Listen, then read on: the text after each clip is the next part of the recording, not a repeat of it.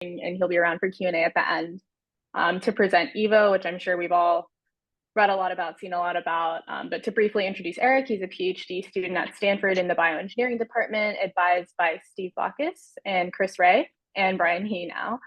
And he's a part of Hazy Research, so Chris Ray's lab, and also now the EVO Design Lab. So I'm sure a lot of people will have questions and things to talk about at the end, but clarification questions, perfectly fine throughout. You can also leave them in the chat and I can read them out, but just save sort of like the more meaty discussion questions for the end. Yeah, with that, I'll give it to Eric. Awesome.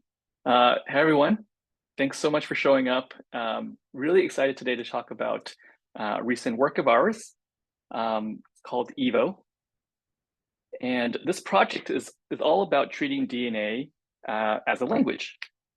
And so if we think of a person and their genetic code as a book, this book has 23 chapters of chromosomes and 3 billion characters of just 4 letters, right? This small vocabulary, which is sounds simple, but is responsible for everything needed to create life and to create you as you are. Now, I think this analogy is really appealing to think of for AI because we know that AI is quite powerful for natural language, things like ChatGPT, powered by things like the transformer, which have shown to be really successful when you throw a lot of compute and data at it, right? The cool thing is about for DNA, right? There's also an explosion of DNA data now emerging, and that's due in large part because the cost to sequence DNA has dropped quite a bit, right? From the hundreds of thousands to just a few $100s to sequence a whole genome. And we care about this because learning from DNA, because there's still a lot we don't understand and know about DNA. And so if we could model this better, perhaps, it can unlock the ability to better understand disease, improve drug and target discovery, and also make possible, potentially, personalized medicine, right? So imagine if you could, for example, fit in context an entire human genome, feed that to ChatGPT, and then be able to query questions about what's in that genome, right? For diseases, maybe predict drug reactions, or even guide treatment options based on your specific DNA. There's a long way to go, right? There's many things we just still don't understand in DNA and biology for sure. But in this work, we focus on one particular area, which is really captured quite well this quote that I love, which states that today we can, for all practical purposes, read, write, and edit any sequence of DNA, but we cannot compose it. And this was said by Francis Arnold, a Nobel Prize winner in chemistry.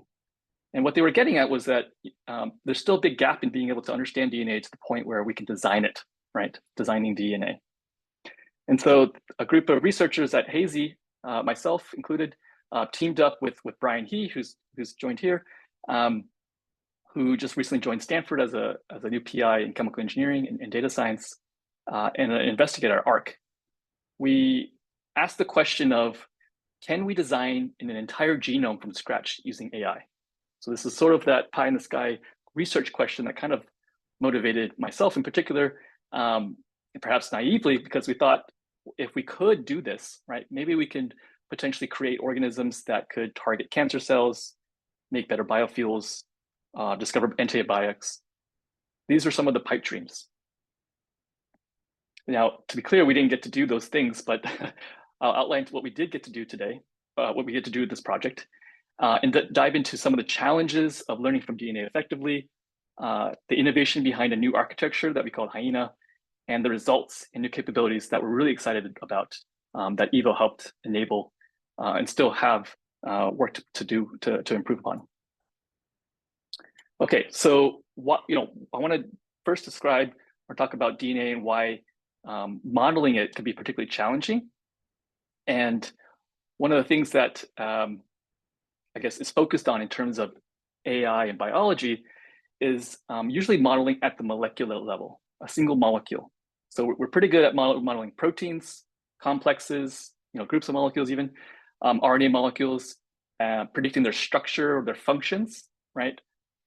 But when you want to go from just single molecules to an entire cell, yet alone entire organisms, it's just orders of magnitude more complex, right? The task is quite daunting to get to from what we can model to what we want to model. Fortunately, everything needed for life is encoded in our DNA, from all the single molecules to different complexes for the entire genome of a species. And so the trick is, or the idea is, that biology will encode this information, but encode it in different languages, right? So we know this from the central dogma, right? DNA encodes information for RNA, which encodes information for proteins, which are sort of the building blocks for life.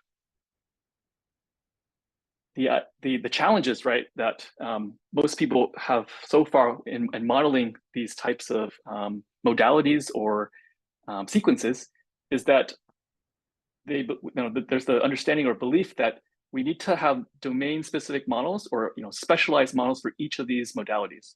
So a separate one for DNA, a separate one for RNA, a separate one for proteins to effectively learn because they're so complex, right? In this project, we try to see if we can learn all across all of these modalities just from DNA. So that's our approach. So the team put together a large DNA pre-training data set that we called Open Genome, which was led by Matt Durant, who's an expert on prokaryotic and phage genomes, or what I like to think of as like microbial life. So we put together 300 billion tokens of raw DNA sequences, unannotated, representing about 2.7 million genomes and sequences. And the idea is that we're going to train a foundation model or a large language model on this DNA. So we're going to sample from Open Genome a random sequence, and then we're going to feed it to a model, Evo model in this case, a sequence of DNA, and have it predict what's the next token or the next nucleotide in that sequence. And we'll do this essentially billions of times. And the idea is to have our model learn the distribution of the data, like all the underlying statistics, all the interactions of DNA or RNA and proteins as well. And we can take this pre-trained model and apply it to downstream tasks that we actually care about, right? From predicting to generation as well. So that's the full pipeline that we are setting up this project as. And we'll talk about what some of these capabilities and downstream tasks are, but just wanted to preview that there. Okay, so I mentioned we're going to model across these modalities, right, of the central dogma, but we're also going to model across scale, right, in terms of starting off with molecules. This is what most models today focus on. We're also going to try to model and generate systems, right, so groups of molecules with some kind of function that work together, to the whole genome scale. That's what our aim is at across not just modalities, but the scale as well. So we're not working in a vacuum, right? There's models that do try to model DNA as a language, and there's been great work in this space from models like DNA-BERT or GenSLM, and more recently the nucleotide transformer, which are really exciting projects, but they are constrained by a couple of key technical things that we try to overcome with new architectures. But these constraints are twofold. So one is context length. So typically they model at the 512 to 4,000 token range. And for sense of scale, the human genome is very large, 3 billion tokens, as mentioned before. And so this is just a tiny fraction of the context that we might be actually interested down the road. There's this other concept called the tokenizer that language models or foundation models need to decide on, which controls the resolution that you model your data, right? So typically a token, right, this is a single unit of a language model, will represent a group of DNA characters, or in other words, like DNA words. And this allows the model to basically learn patterns more simply. So they'll have these BPE or byte pair encodings that group into like 6 nucleotides or so, or you'll have k-mers, or is another popular way for folks in bioinformatics. Okay, so what's the big deal about context length and tokenization? So we care about context length because a lot of molecules can be captured by today's language models, single molecules. But if we want to get to whole genome scale, then these things just can't simply fit into the models that are currently being used. And I'll talk about why that is.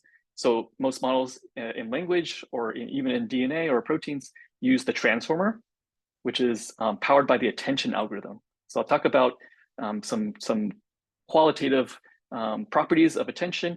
So attention's really powerful in terms of expressivity, meaning it can model your data in all interactions very well because it has this global receptive field, which means that for a given position on a sequence, it can aggregate information from all its neighbors essentially simultaneously. And so it's really rich computation, but it comes at a cost. So this is time complexity measure that computer scientists use to measure efficiency of algorithms. And it scales in sequence length of O of n squared, which means if your sequence length doubles, your computation requirement quadruples. And so if your sequence length grows quite large, like for DNA sequences, it just becomes intractable to try to aggregate information along that sequence. I do want to contrast this with another type of operation, core operation in deep learning, which is the convolution. It sort of has this opposite property, set of properties in that its quality of expressivity is considered lower because the receptive field is usually around a local neighborhood of aggregating information. But the trade-off is that it's much faster. It has a near linear time complexity. And so in terms of capabilities, ideally, we want to get the best of both worlds, right? We want to be able to have expressive models that are fast. And so we'll talk about how we can do that a little bit later. Going back to this tokenization concept, it's really about resolution, right? So we want high resolution models. In particular for DNA, it's really important, more so perhaps over language, because of things like SNPs, or single nucleotide polymorphism, right? We know that a single change or a SNP could alter the meaning of a sequence or a particular region by changing its genes, its functions or traits. And also can change the difference or mean the difference of having a disease or not, right? In the right position, a single SNP could mean the difference of having a sickle cell anemia, for example. There's also this concept of frame mutations, where if you shift the coding of a sequence by one nucleotide by, like, let's say, an insertion, how that's encoding proteins will completely change, right? And so ideally, we have a model that could not be so fixed or locked into that regime.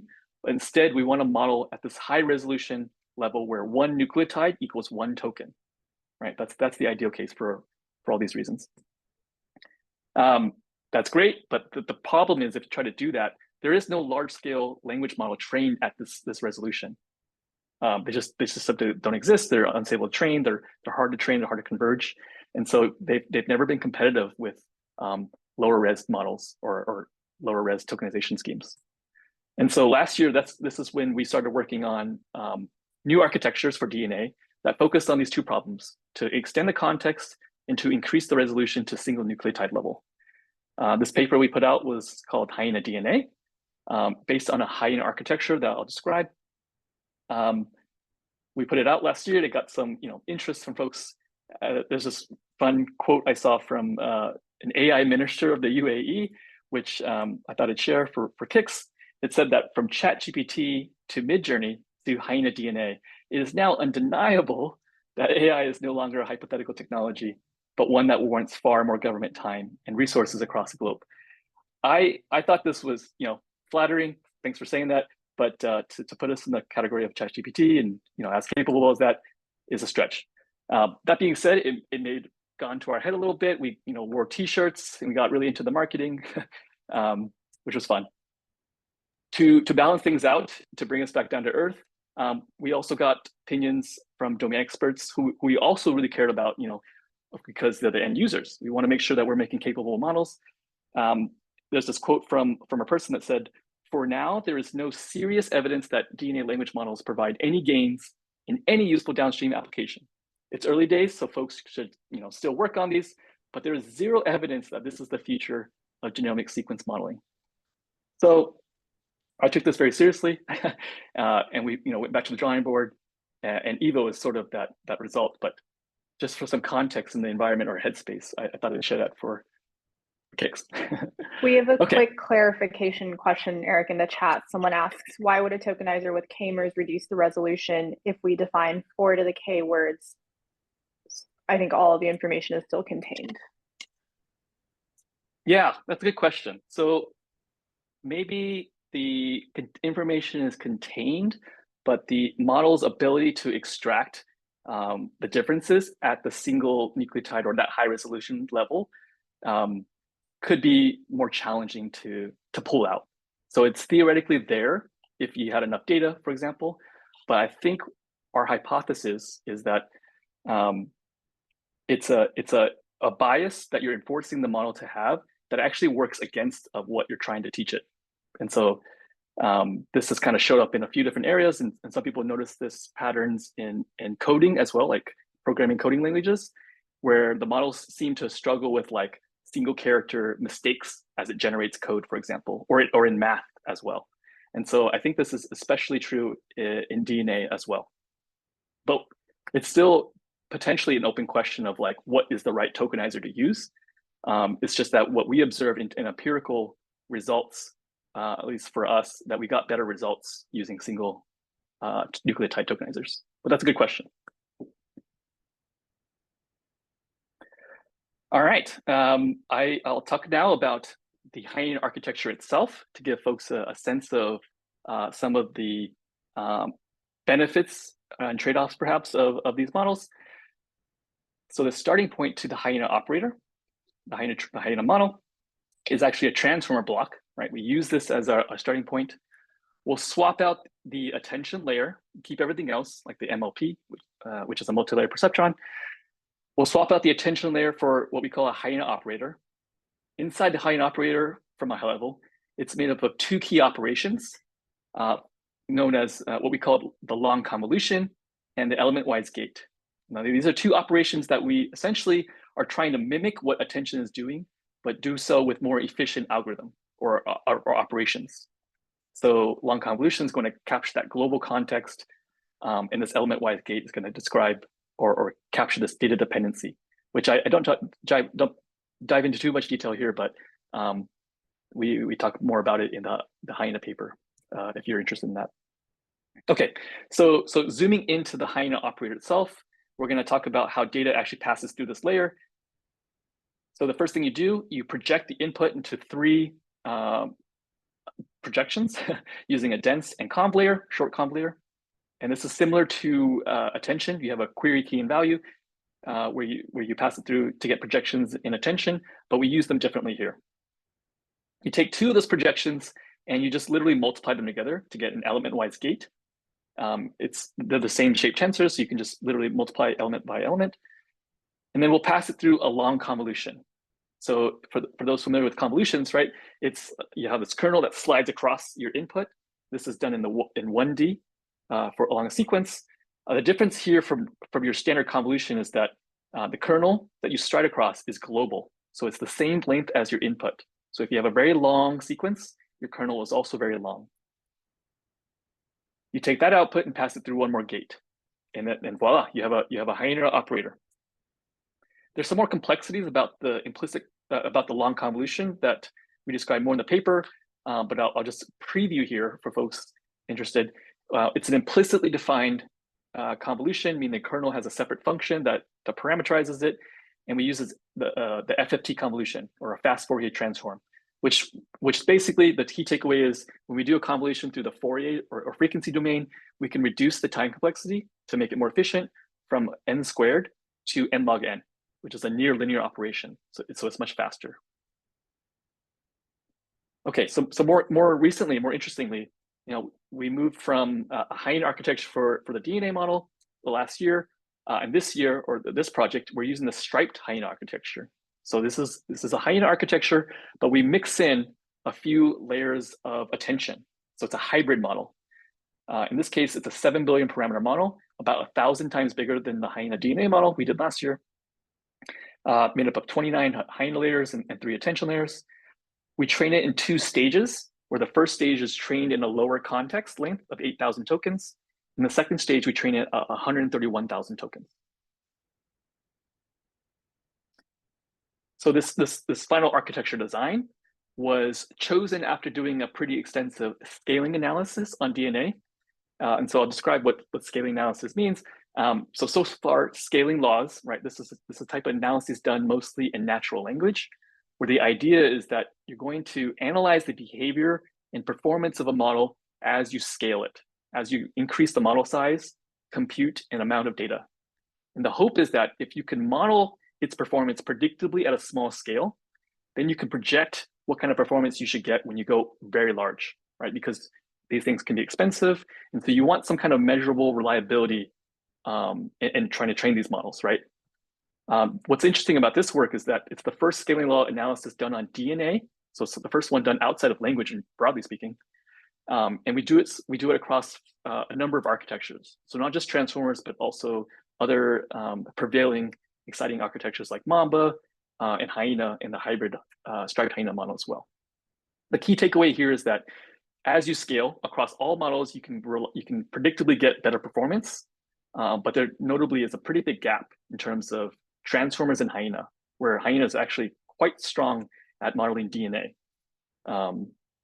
which is interesting and perhaps surprising to a lot of folks because transformers have been successful in a number of domains, right?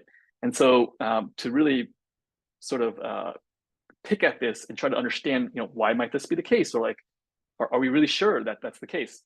Here's one experiment where we start with a full transformer, and then we gradually swap out one layer with a Hyena layer until we get to a full Hyena layer. And then we measure the performance, like we fully train it at small scale. And then we see that as we swap out one layer at a time, we can see this gradual improvement in perplexity. In general, perplexity, the lower the number, the better performance. For pre-training, I should clarify. And so we see that this, gradual performance as we use more Hyena layers, which is again still sort of surprising, but worth mentioning. Another natural question that falls from this is why? Why is that the case? It's really hard to know actually why. We can really just probe at this sort of empirically about understanding, in what circumstances a Hyena outperforms a transformer or vice versa. And so we did have this paper that focused on trying to probe where the strengths are in transformers versus a Hyena. And so we had these synthetic tasks that essentially you can think of it as like probing specific qualities or abilities of a model, where we had this synthetic task where we'll inject a bunch of noise into the data and see if the model can still do that task with a noisy environment.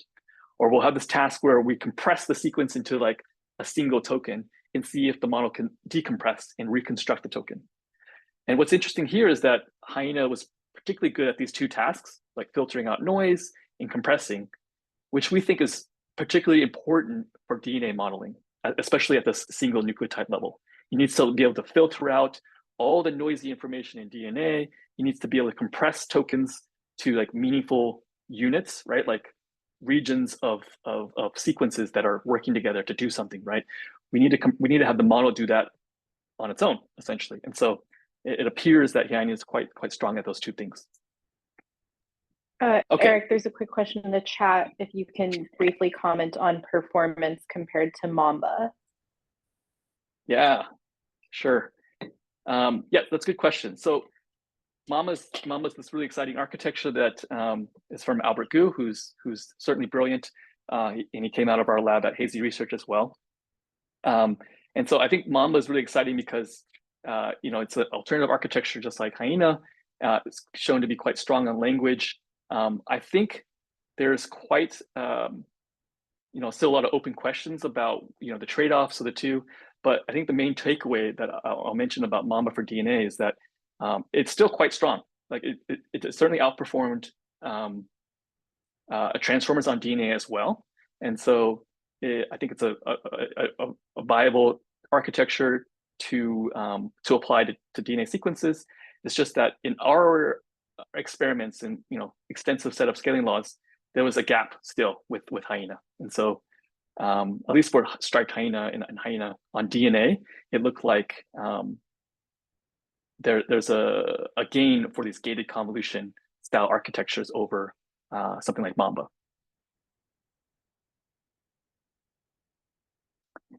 All right.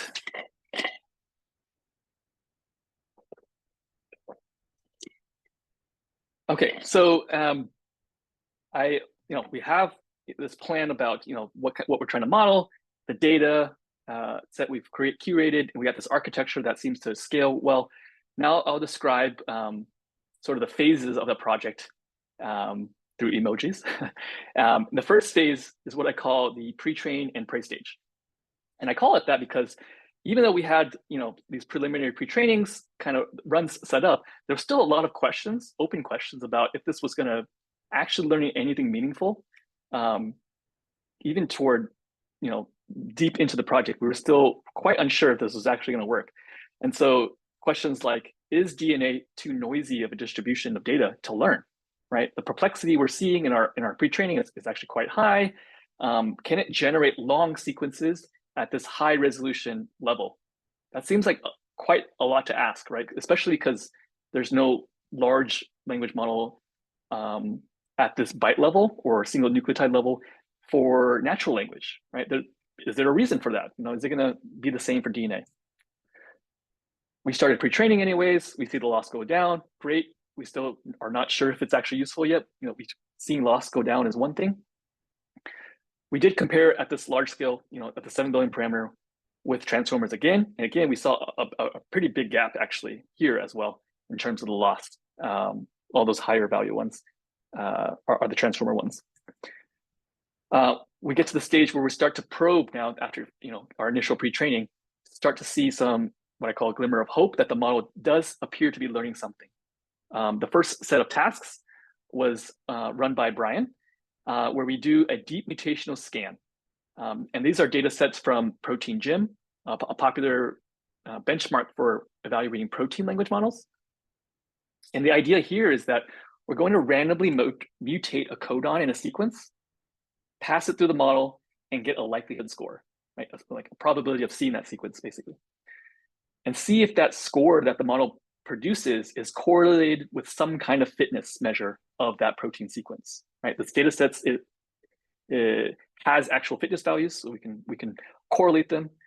And fitness, here we mean things like protein stability, solubility, binding ability, those kind of properties. It's a clever way to model or probe a trained model to see if it's learned useful features, essentially. It's done in a zero-shot way, so you don't do any fine-tuning. It's just something you get for quote-unquote free. The main takeaway here is that we started observing pretty competitive performance with domain-specific models trained on protein sequences, right? So Evo here on red is close to or competitive with ESM and ProGen. These are protein-specific models trained on just coding sequences, which is notable because Evo is trained on raw DNA, right? It doesn't know which regions are coding proteins versus non-coding. It has to learn that on its own. And so it's perhaps pretty surprising for this to emerge, this capability. Eric, is it surprising, given that the training data was extremely protein dense? And so is your DNA model really like a protein model, basically? Yep, that's a fair question. So prokaryotics do have a lot of more coding regions compared to, let's say, eukaryotic sequences. It's surprising in the sense that virtually everybody told us it does not make sense to model DNA like this. And so I think it was surprising in the sense that it has to distinguish between the coding versus non-coding, even though that it's majority coding region. You have to pick up being able to model somewhat longer sequences because it's now your nucleotides versus codons, for example. And the fact that there's a key advantage in this protein model is that they only see protein sequences. It's still interesting to see that it's at the same level roughly. Is it possible to isolate the DNA component? So, for example, if you generate an amino acid and then condition on the amino acid, like what is the codon that you want to generate after that? What would be the purpose of that? For example, let's say I want to, let's say someone gives me an amino acid sequence and they say, please codon optimize this and generate a really amazing DNA sequence for this amino acid sequence. Is one application of that. But the idea being that you don't want to entangle the signal of like, well, what should the protein be versus if I'm constraining the protein, what should the DNA sequence be? Yeah, that's a good question. I'm not sure. Yeah, I think at least for me, I'm not sure. That needs to still be an open question for what's more ideal. But I do know that there's some folks who a colleagues actually trying to work on codon optimization using a similar type of model. So yeah, I think there's still questions about is that the best way to model proteins? We're not saying that this is the right way to model proteins. I think it's more of an observation that you can learn proteins also from DNA, which to some folks that might seem obvious, to other folks that might seem not obvious, I guess. But it's more just kind of reporting what we see and perhaps try to focus on like generalization. So can a single model learn proteins, but also learn these other modalities as well? I'm sure there's other ways to like improve performance or try to probe protein specific things, but yeah, those are good questions. All right. Okay, so we did this for proteins, but we also did this for as I mentioned before, we also did similar things for DNA and RNA as well, where we mutate or perturb the sequence, pass it through the model, and get a likelihood score. For DNA, we're interested in trying to predict if this perturbation can be reliably used to predict mRNA expression or protein expression. And in an RNA, we use it to predict non-coding RNA fitness as well. What's interesting here is that now that you have a single model that could perhaps generalize across each of these modalities, it's cool that one model can model across the central dogma of biology, right? There's still questions about other models. If you fine tune them, can you surpass performance? Very possible, right?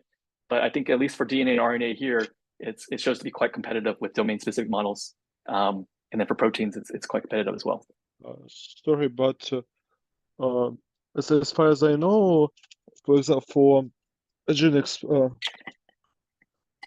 for protein expression prediction, just GetSec content gives approximately 0.50 correlation or something like that.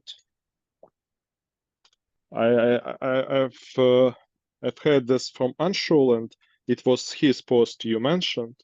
There he said that, for example, your claim that the expression is really good, that your model is really good at predicting expression is not well justified, maybe. Yeah, that's a good point. So I should clarify. Yeah, there's other techniques that perhaps could do better. I think what we want to show here is that compared to other modality-specific language models, it's competitive. Now, I'm sure there's potentially other ways that you could try to model different features and it might do better.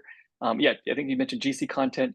Yeah, I think that's a certain failure mode for this that is perhaps surprising for DNA-specific models. I think it's worth mentioning like maybe analogous things you see in like other domains for things like transformers, right? So people have observed similar things in language, right? Where they'll ask it really, really simple questions, but like sort of like differently or like out of distribution. Yeah. And then those models will just completely fail, right? So there's these phenomenons that are kind of occurring across language models.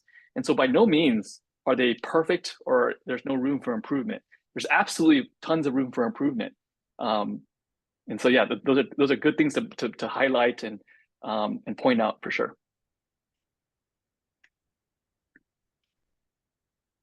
And what along those lines, one of those things, right? So what we show here is that since our model is trained on prokaryotic and phage genomes, we wanted to see what happens if we fed it human protein sequences. And we see the performance is not very good, right? And some simple explanations. It's out of distribution, right? So you have protein language models that are trained on a bunch of proteins, including humans and microbial life. And so their performance is much better.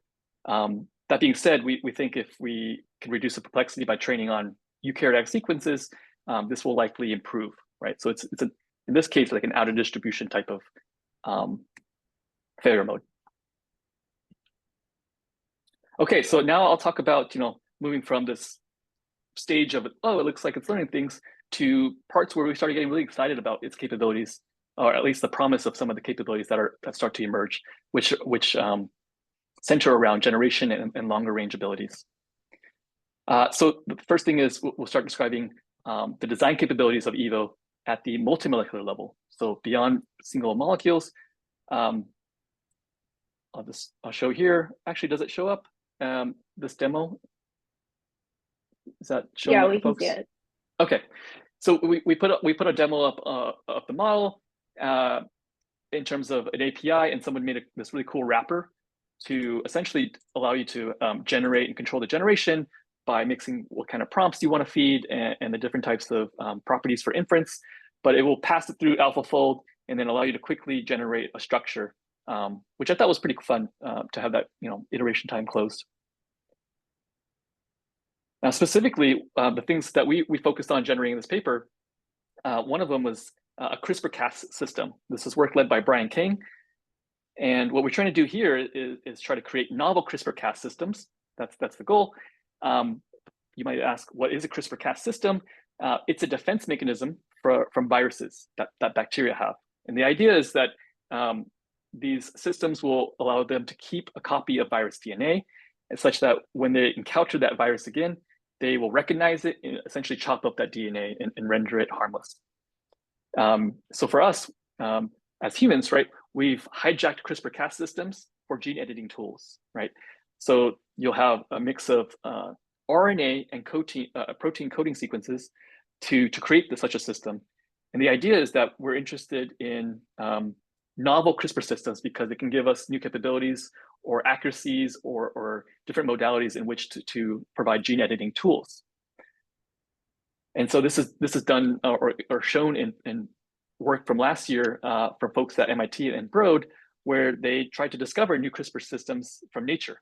So they've mined bacterial and archaea sequences and looked for nearby genes or systems in their genomes for possible candidates for CRISPR systems. So we want to do something similar, except we want to do it through training instead. So we'll take examples of these CRISPR-Cas systems, pass it through our model and train, and then be able to essentially prompt on a special token, right? That describes a class of CRISPR, say Cas9, Cas12, Cas13, for example, and then have the model generate or essentially autocomplete the components, which include the tracer RNA, protein sequence, or CRISPR RNA, for example, and CRISPR. And so to make sure that obviously these sequences are viable, there's going to be a number of stages to validate it, right? So the first set of stages we're going to try to do is the computational validation, right? Where we're going to essentially compare these synthetically designed sequences with those found in nature, right? So we can look for things that indicate a real system, which are the presence of CRISPR RNAs, as I mentioned before, tracer RNAs, the proteins, or these domains that a recognition lobe or a nucleus lobe, things that are required to be a functioning CRISPR system. We can also pass them things through things like AlphaFold to get a similarity score with known CRISPR systems, right? To see how their structure, if they fold similarly. We can check the sequence identity. There's a number of different metrics that we try to validate first to essentially shortlist the most viable candidates. Similarly, we can do this with another class of sequences or systems known as transposons. So these are multi-gene systems. And this is work headed by Matt Durant, which I'll preview here. Well, we have much more detail in the paper. But what's interesting here is that these are mobile genetic elements that essentially like self-replicating systems that enable DNA to move from one part of your genome to another, which can be helpful for enabling genetic diversity or allowing some kind of new function or even move evolution essentially. All right, so I'll talk also next about some of the longer range capabilities, right? So far we talked about the shorter range, relatively shorter range. The first task along this line is on gene essentiality. And this is a work, again, headed by Brian, where the idea is that we're going to take a whole genome and we're going to add stop codons prematurely to essentially deactivate one gene at a time. And so there's these experiments done in the wet lab, essentially, which use CRISPR to do the same process. They'll edit a particular codon to render the gene, to turn off the gene, and see if it was essential for the survival of that organism. So that's what we mean by gene essentiality. And so this can be pretty costly, right? Because it requires wet lab experiments and some CRISPR experiments to do this. And instead, what we do is we're going to model this computationally from a data set that was created experimentally. And the idea is the same as before, which is we're going to use the likelihood scores. We're going to pass sequences through the model that have been, added with the premature stop codon. So we're going to mutate it. And then we're going to do a zero-shot, no fine tuning test again to use that prediction score, the likelihood score, to correlate that to make that as a binary prediction, either essential or non-essential. And again, it was surprising to see that Evo was able to even learn a measure of this gene essentiality, right? So we compare from shorter context of just the gene, and then we gradually increase it to 8,000 into 66,000, and we see the performance maintained with longer sequences. And we do compare with the baseline DNA model as well, which we were able to surpass. Eric, were you able to compare it also to like ESM, for example, and do essentiality prediction from that? We didn't do that. That's an interesting question. Maybe Brian could speak to that. Oh, you're muted, Brian. I mean, for the specific way we kind of mutated the sequence here, like ESM is not even well defined because it doesn't model stop codons. We could like truncate the model or something. We would have to use ESM in some kind of supervised framework. But as we showed here, actually, the model does use the context for gene essentiality. So if you only provided the information from the gene, it like knows a little bit, but the context is actually the genomic context that the gene is in is quite helpful for this kind of zero-shot kind of probing of the model. So and that's kind of that's what I found pretty striking about this result too. Like it's using the genomic context to improve this kind of in-context function prediction. And the way we're actually mutating the sequence is very close to how you would do this. Like if you're doing the actual experiment, you're actually inserting a stop codon, and a stop codon is just outside of the vocabulary of ESM. I do think that's like a really nice result in that way, but I do just wonder if like it would be a really way of isolating whether like the context, like the DNA modeling specifically, is important, because presumably your models are both learning like evolutionary signals across like a lot of different genomes, and so you could imagine that ESM would have like as strong of an ability to predict essentiality as like a potential outcome, and may not even need the context, and it would be like your essentiality predictor would be primarily driven maybe by or as much driven by like Evo as protein model versus Evo as DNA model specifically. Yeah, it's an interesting question. How would you extract this information and say zero shot from ESM through the likelihoods? I think maybe you'd have to find like some prompting mechanism to like destabilize the protein. And Sure. so, proteins that are not as essential maybe can be like destabilized more readily than proteins that are essential, for example.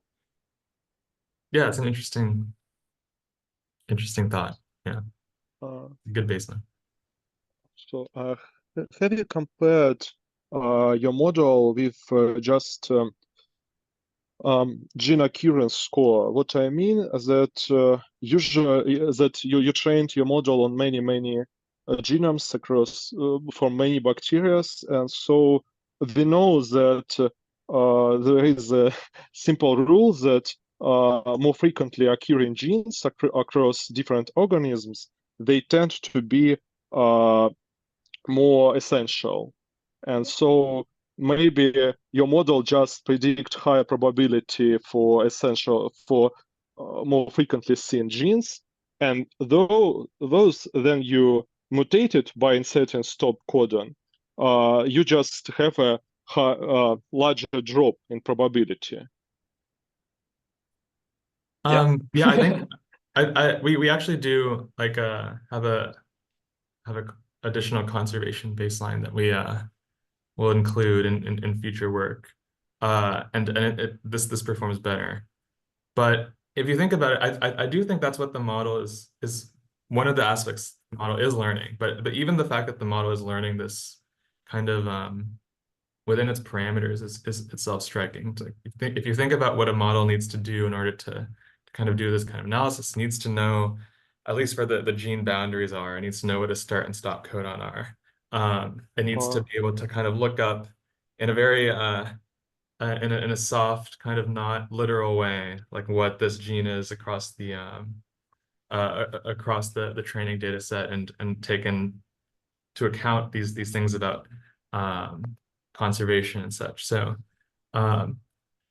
yeah, I think the model needs to learn some signal to predict this. It's probably related to conservation, but the fact that the model can do this, I think is showing us that we're onto something.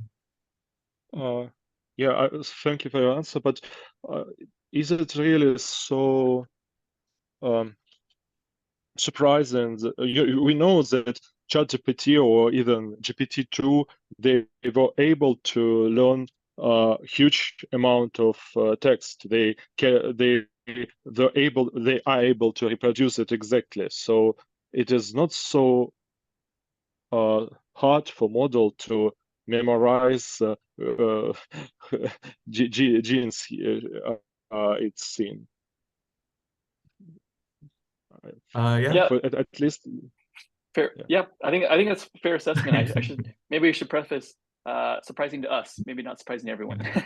I mean, but, I was surprised, so I don't know. Thanks for the question. Thanks for the question, guys. For sake of time, I hope it's okay. I continue forward, and we can save it the longer discussion toward the end. But really appreciate the questions. Hey, we're almost done, I promise.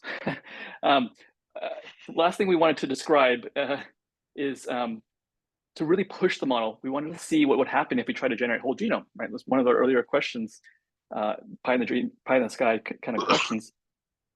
So what you're seeing here is, predicting essentially a whole genome sequence up to 650,000 tokens, which contain hundreds of synthetic proteins. And so we want to see how realistic are these whole genome sequences that we're trying to generate.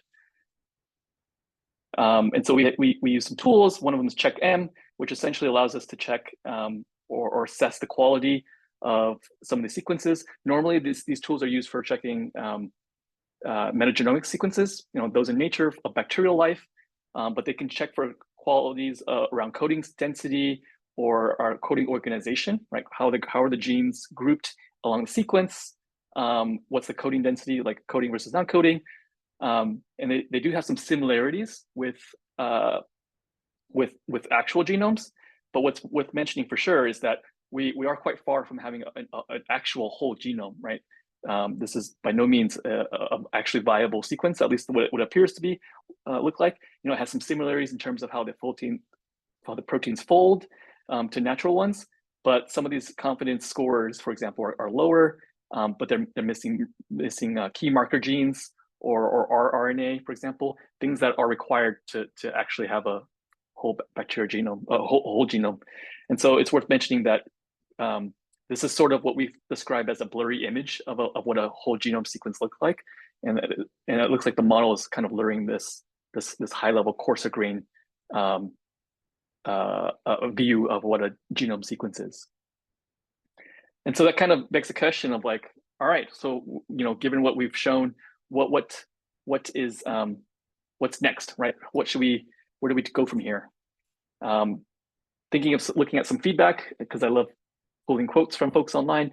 Some folks have said great application of DNA language models to prokaryotic genomes, potentially impactful application, right? There's other folks who mention things like, what the heck is a foundation model?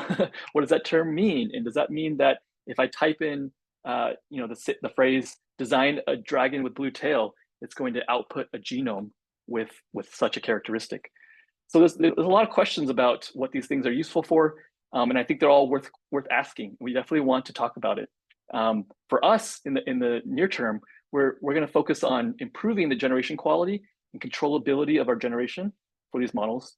We certainly want to incorporate biological feedback and pull in techniques from the language community, which we've seen things like ChatGPT require things like reinforcement learning with human feedback to actually make quality sequences, right? So what's notable here is that we don't do any of that. We just use a raw pre-trained model, and we're able to get these type of sequences.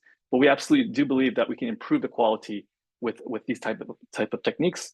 And we're also interested in, and for sure, how these things scale, right? Like what happens, what emergent capabilities will potentially emerge as we scale to larger models, as well as how do you model more complex genomes, right? That's a very open question because as Yuri mentioned, prokaryotic sequences are coding rich.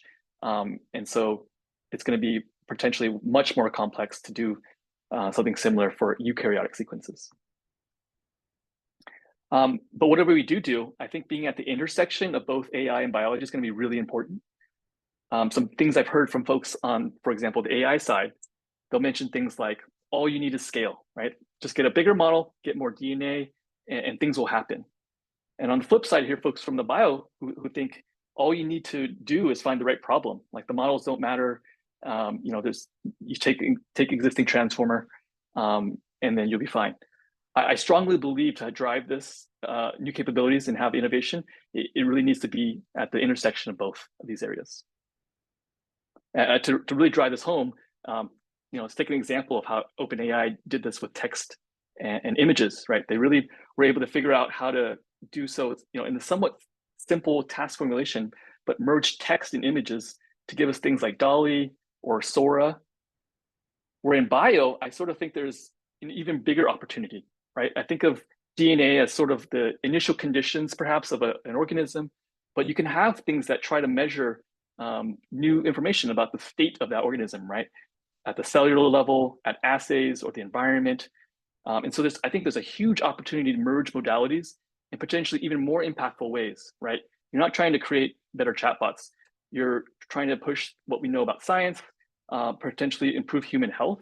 And so I think it's a really exciting space to work in. And so circling back to this original question, can we design an entire genome from scratch using AI? And short answer is no.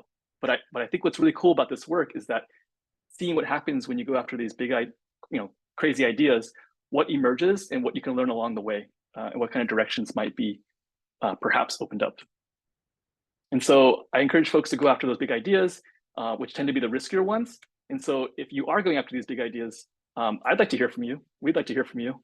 We're always on the lookout for crazy ideas and the potential to change how we think about modeling biology. And so I'll close with mentioning that this was part of a much larger effort with really awesome team members from biology to machine learning to folks in medicine who think about the ethics of this as well, which we definitely put a lot of thought into. And so, we have tons of resources online for the code, demos on Colab. The weights are public. And so you can access all of these resources through our blog, which is a good entry point for the links for these, and my contact as well for folks who want to have any follow-up questions. And so with that, I'll close and mention thanks so much for listening. And if we still have time, I am happy to take questions.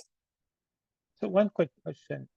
You guys, in terms of biological feedback, you didn't check if the transposons you made or the Cas9 you made are actually active, right? Or did you? Do you know if they're active? Yes, we are actively doing that right now. So this is the preprint and we're actively in review. And so we hope to share results as soon as we can. Great, thank you.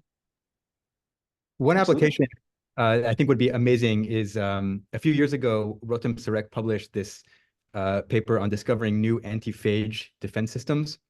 And they basically use like heuristics to like find like structures in the genome that kind of like suggest like a defense island and that kind of thing. And they discovered all these new proteins.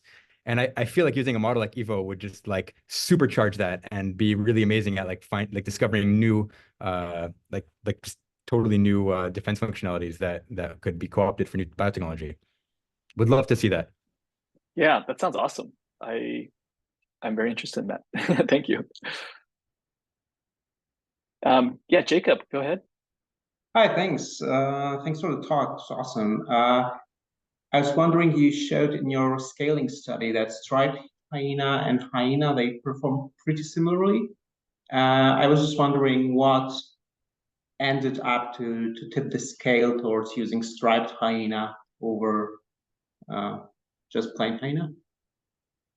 Yeah, so the takeaway there is what we observed, especially in language, because we definitely did scaling laws in language as well.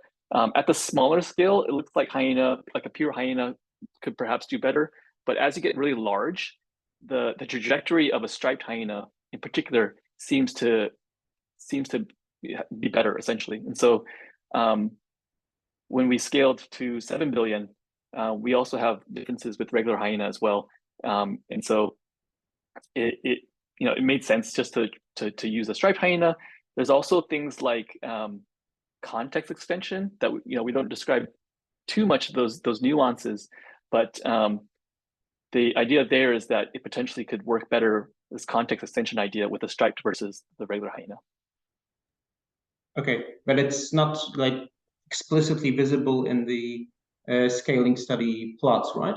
But it's just something that you know from language, basically.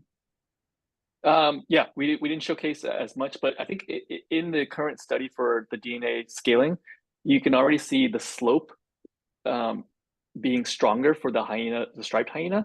And so this was at a small scale. So like they're all small scale. So like that gap will just grow until you get to 7 billion. And so we're essentially using that projection, like extrapolating, which yeah, you can't see as much because it's at a small scale in the DNA scaling, but just from our own intuition about what's likely going to happen with a much bigger one, it was clear to us at least.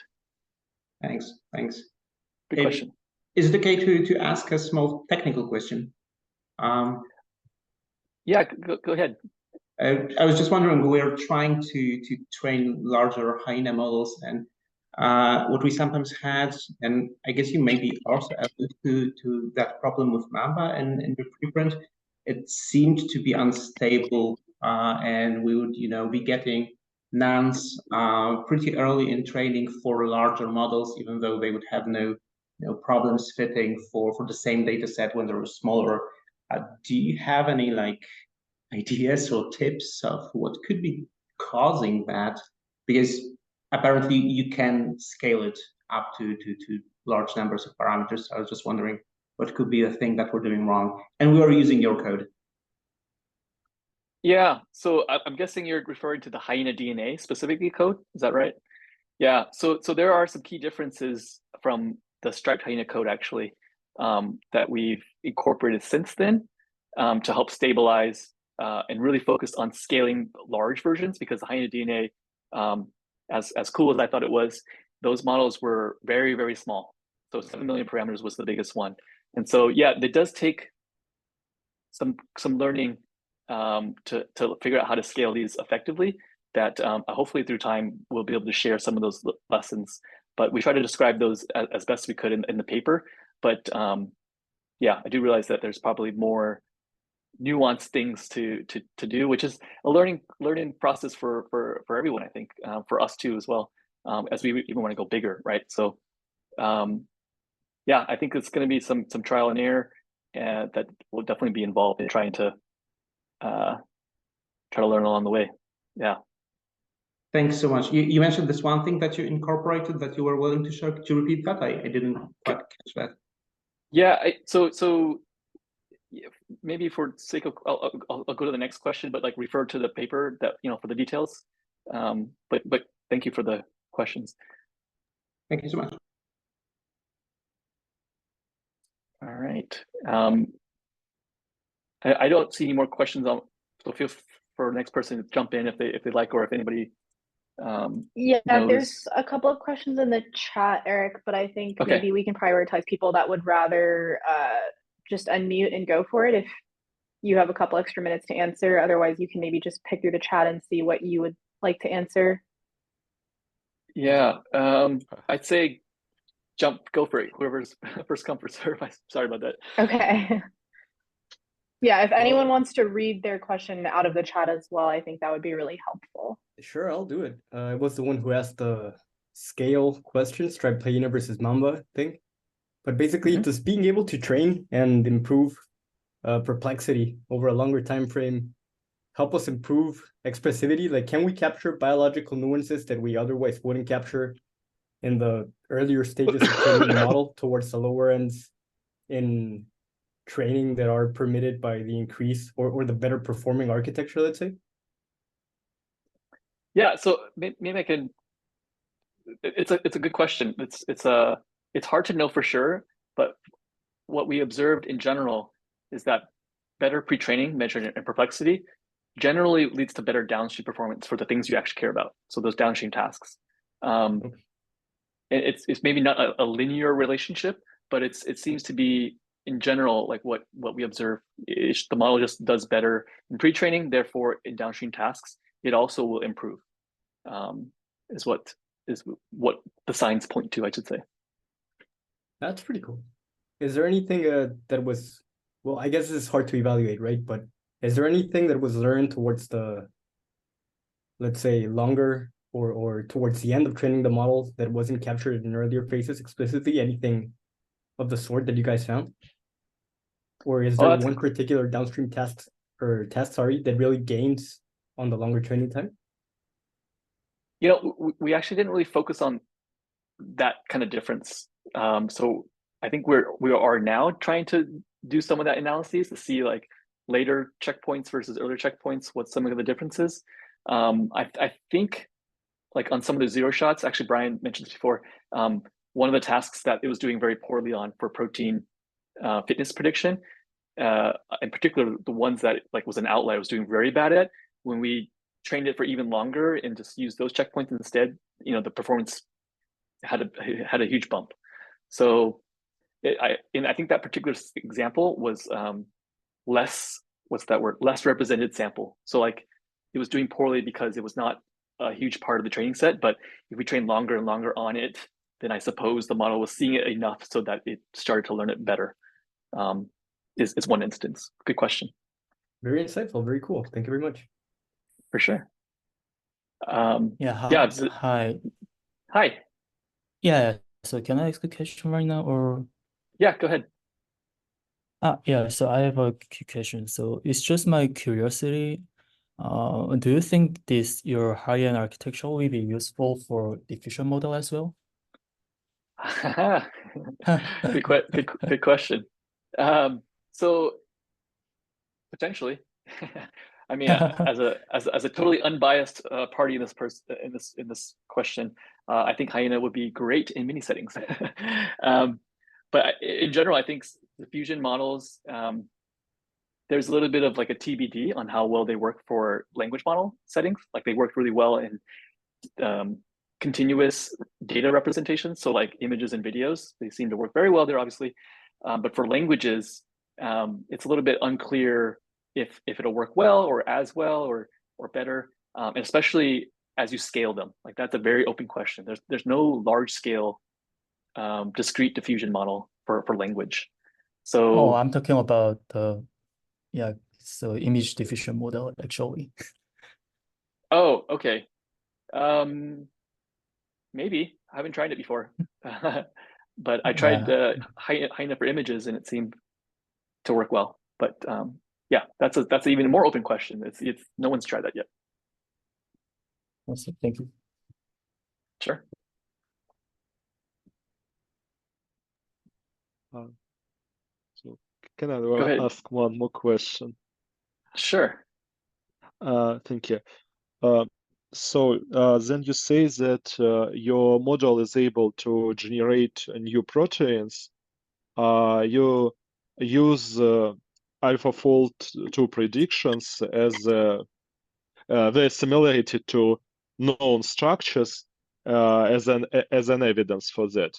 But as far as I understand, AlphaFold tends to generate similar structures for similar sequences, even if you, for example, replace the whole alpha helix with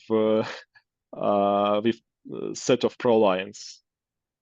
So is this evidence is really strong enough?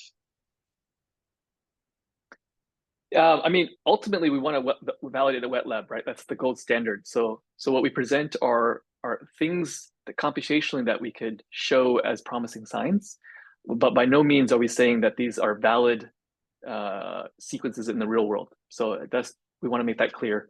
At the same time, I think there's a lot of literature that when they analyze protein sequences in existing papers or existing models, we try to borrow similar techniques. And so, we try our best not to make our own benchmarks from scratch, but we try to follow similar lines of work. And so a lot of the protein models we observed also use AlphaFold to showcase similarities of new sequences, for example.